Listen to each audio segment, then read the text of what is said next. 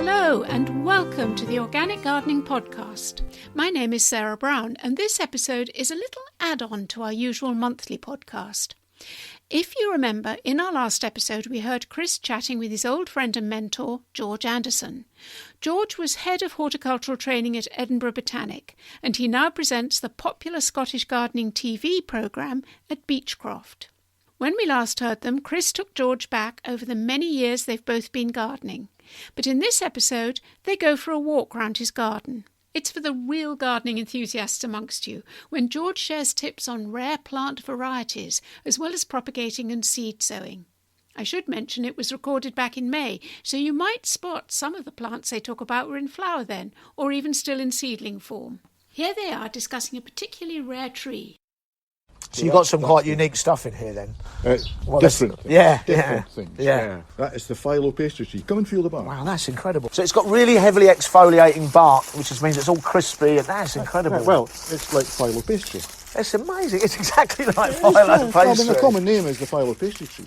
And that's a member of the rose family. Yeah. Polylepis australis. Polylepis australis. Polylepis. So it's Southern Hemisphere then? It's Argentinian. Right, okay. Grows in the Andes. And it was way up. So you've given that, you've pollarded it almost, haven't you? Well, I have a reputation on the television programme for being brutal with pruning, and this was one of the situations, because it was blocking the light to our neighbours, you know. And that's shooting again anyway, though, isn't it? Well, that was it. It's starting to grow away now, and that's good. But I did save seed off it, and I've got some seedlings round the side. I've got 3 seedlings in a pot. Oh wow! So that will grow away again, I hope. Yeah, but if it doesn't, you know, I've got other. You'll have good fun digging it out if it doesn't. Because it's got a fair old stuff. No, that'll be. You'll off at the base. Oh right, I thought you were going to say you'd sub it out that bit. No. Are you doing a bit of no-mo here? Are you? This is no-mo. Now, Colin Crosby. Yes, I remember Colin. He's ex-Wisley. Yeah, ex-Wisley. He was curator at Wisley. He's now down in Kirkcudbright, and I'd been following him on Facebook, and he had a lot of yellow rattle in one of the meadows which he has there. So I asked him to send me up some seed, and he did. So I've sown yellow rattle in this, and on the programme, this was the one where I was bleating like a sheep while I was sowing it, and treading it in. And that's it coming through. So that's been. Is it a legume yellow rattle? No, it's not. It's parasitic on the roots of grass. Right. This will keep this grass shorter, and you can see. I mean, that's quite sharp round in the. See where it's. So it's almost like a natural lawnmower then. Yeah. That's really interesting. Yeah, so that's it. So is it parasitic or is it? It's semi-parasitic. Semi-parasitic on the grass. And then that's how it stunts the grass. Stops the grass absorbing as much nutrients, so it keeps the grass short. And then that means less mower, less petrol, less all that. Oh yeah, well, there you go. Yeah, yellow rattle. Yeah. So that's on that side. So I've just got a path to the shed in the middle, and then mowing round the outside of the lawn. Oh, that's really interesting. That's very interesting. Quite like your herbaceous stuff, don't you? I think I remember when I at the Botanics, you were quite keen on it. Yeah. Well, there's a huge number of plants which are herbaceous, so I think that for people, people might be confused by what they should grow, and what I would suggest to people is that every month go to the garden centre and see what's in flower. Yeah. And select that and make your border out of those things which you see in flower, and you'll have something right throughout the whole year. So that's seasonal thing. That's it. Yes. That's quite a good way to do it, because I tend to think people buy with their eyes, almost like they're buying plants like they're buying. It's like a sweetie shop. Yeah. So you've got to think a bit more long term than that, haven't you? You've got to think a little bit more long term. You've got some lovely. Is that Ligularia there? Is it? Yeah, that's Ligularia. It's just the ordinary one. Yeah, I mention it because it's one of my favourites.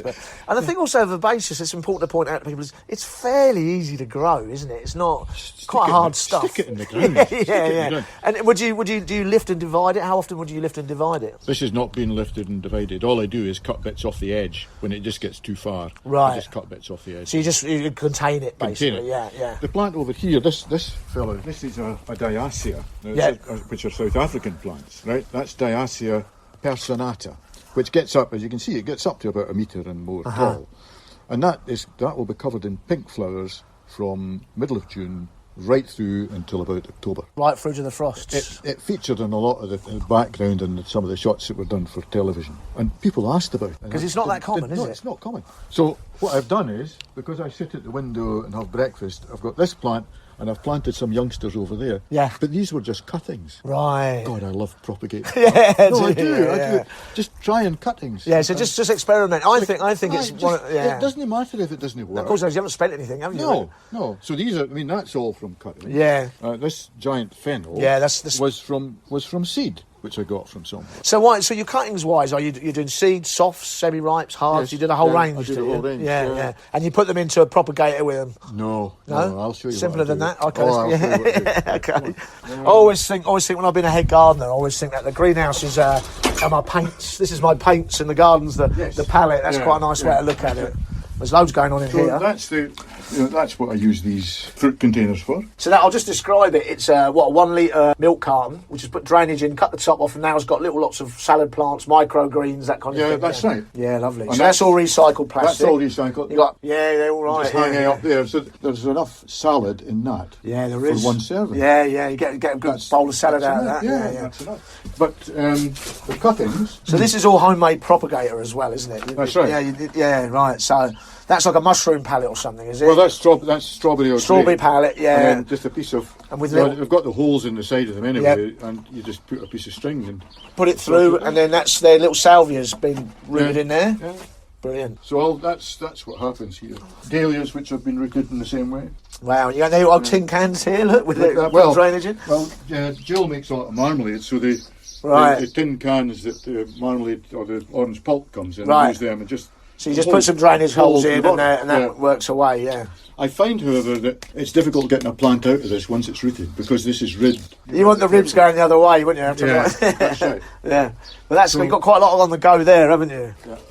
So that's that. And then round the side here is where we have the little frames. One made out of 4 2x2 slabs. Yep. This was made out of pallet wood, as was that one. Wow, yeah. So that's all recycled materials. That's all recycled. And that's all filled in with your own compost, I take it. Yeah. The garden soil and The compost. And our own compost. Yeah.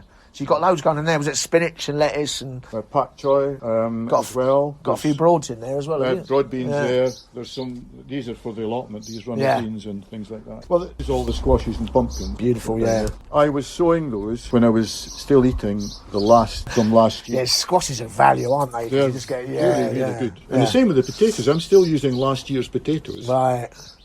How would you store them in a cool temperature in a garage or something like that? They go in the shed and they're stored in polystyrene boxes. Right, and that the old keeps fish them, boxes. stops them shooting all the eyes. Shooting. Well, the shoots are about that length now, Right. but then that's yeah. fine. But it stops them. You've got air pots here as well. These are quite interesting, aren't they? Well, these are for that's for parsnips. Ah, right. Four parsnips in that one. And so you're going. Is this for show? Is it? Right. Right. This is a bit nonsense. That makes sense. This makes sense now. So they will go right down to there. So they'll be about 3.5 feet. Right. It's not huge, but they're usually quite clean when they come out. Right. Yeah. So this is a very one of our British eccentric things. We do this down south as well, where you're going to try and grow the pristine parsnips. You've got an air plant. When I say an air planter, it's like about over a metre with lots of little holes in the side, but it's the depth you want, so you can get your parsnip right down, right. and then that'll be gently taken out. And you can actually, once they're ready, you can actually just twist and lift. Some people do them in drain pipes, don't they? Yes. Yeah. And then we've got all these apples that I've got are on Malling 27, which is the really dwarfing rootstock. Right.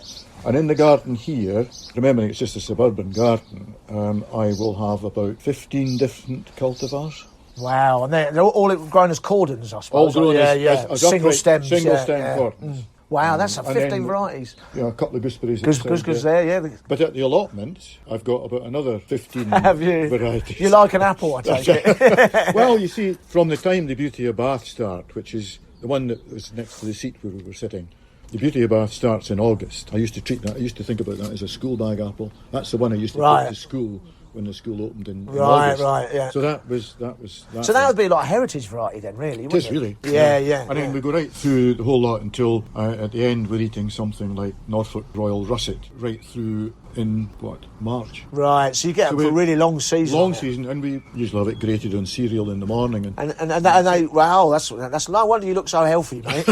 Is it? They're all varieties that are suited to this climate, to Edinburgh's climate. So is that a big part of why you choose them? Is it? Well, that's right. I mean, I have a friend over in Fife, Willie Duncan, who's a great apple guru. He worked at Invergowrie, which is the research station up near Dundee, and he has sent a lot of the cyan material came from him. Right. So I grafted all. I grafted all these. Yeah. Did you really? What did you do? Did you do whip or chip butter? Yeah. And then that fellow. Because that's no easy thing to do. I had to buy this one. Did you? Oh yeah. Oh, that's the freak of the crop then. If you didn't graft that one, that's the outcast. That's why it's nowhere near the others, by the way. Yeah. So you chip butter, because I mean that's an interesting thing as well, because that's not easy to do to graft, but it's, again, you're not really losing anything by trying, are you? And if you get a result, you're so made up about it. Yeah. And there's some of the varieties up there.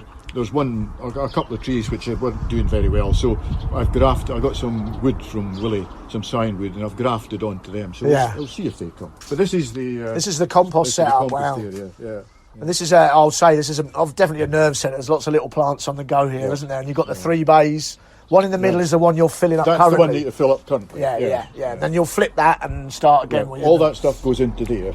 Into the second one, the second one, and then the one that's on the extreme left there is the one that'll plant the courgettes on top. And do you I know we've got this thing at the moment we talk about is hot and cold composting. I like to hot compost, means I turn it quite a lot. Do you do that? You turn it on. Just let it cold. I'm lazy. Just let it looking after your back. Yeah. So you just let it cold compost. Just means it takes a bit longer. That's all. Yeah. But I try and get. I mean, if I can, I'll go and get some seaweed and put in. Yeah. Or I'll go and get some seaweed, because we're near the seaweed accelerator. It's quite a good accelerator. Yeah. But horse manure is the thing that really accelerates. Really, that really gets it shifting, does it? Oh wow, that's interesting.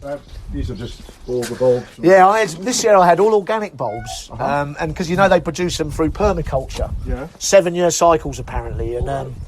You can't. I don't think we're really big on it in this country, but the Dutch are certainly getting into it. And but I had an amazing display off them. It was incredible, especially the tulips. Oh, fantastic! Yeah. So they were clean, they were virus. Yes. I mean, the idea is you do a 7-year cycle because morning you get natural pest balance basically. Right. Because bulbs are absolutely flooded with chemicals. They But apparently the idea is that what happens is you get a natural balance in the soil, so you'll lose a few bulbs. This is the whole thing about organic gardening, but you get the majority. Well, the ones that come through are the survivors. Yes, and then the ones you prop off them, you see, and off you go. Yeah, so it'll probably be quite a big thing, because I know that certainly your average tulip bulb or hyacinths, they just dunk them in chemical, don't they? And But it was Fergus Garrett.